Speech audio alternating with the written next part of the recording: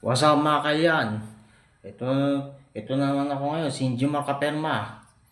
Muling nagbibideo. Merry Christmas po sa inyong lahat mga kalyan. Ang araw na ito, ang araw to ngayon ay December 24, bispera ng Pasko. Salamat po sa mga nagano videos ko po ngayon, pero hindi mga videos ko yung pag sasabihin ko ngayon mga kalyan. Dito sa bahay, mamaya siguro magluluto ako ng mga handa. Kung hindi ako makapagluto, baka makikikain na lang ako mamaya. Oh, pa-shoutout din po pala dyan sa mga subscribers ko dyan. No, Merry Christmas din po sa inyong lahat. Merry Christmas din sa inyo. At sana sa dating na 2026 magkaroon ulit tayo ng mga bagong videos. Abangan nyo sa bisperas po ng bagong taon. Baka makapag-video na naman tayo tulad ng dati eh. Oh, speak of namatay na naman. May namatay na naman dito sa barangay namin. Kaya abang-abangan nyo ang susunod na videos o yung susunod na libing series na naman. Alam nyo sino yung namatay rito? Yung tawag namin sa kanya si Uncle Pade. Na disgrasya noong 21. Nagsarili sa motor nakipag Christmas party pala sa ibang barangay. Tapos umuwi ng madaling araw hmm, nagano siya, nagsarili tapos dala ng karlasingan, hindi niya na nakontrol yung manibel yun,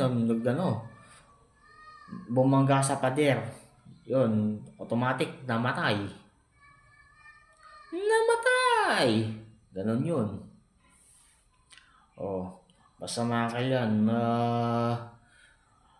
asahan nyo po, mas maraming video ang ating i-upload ngayon at inyong mapapanood sa ating YouTube channel, Injo Marca Perma. At sana po, sa susunod na, sa pagpasok ng 2026, sana mas marami pa natin. Sana marami pa tayong makukuhang mga biyaya. At sana sa bawat videos natin, sana magkaroon tayo ng monetization. Sorry po. Alam niyo po mga kailan, itong kasing YouTube ko, hindi ko po kasi ma-monetize. Hindi ko rin kasi alam kung paano.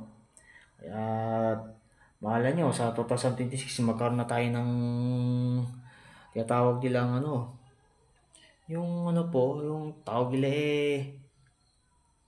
silver buttons saka gold play buttons. Yun yung binibigay sa mga YouTuber pag Sana magkaroon tayo uli ng ganun. O papala rin. Mga kalyan, maiksi lang tong video na itong aking gagawin ngayon. Sa susunod na, sa bagong taon po, medyo may makakapag-video tayo sa sa bagong taon, sa bisperas. Asahan nyo pa yan mga kalyan. Sige, paalam na po.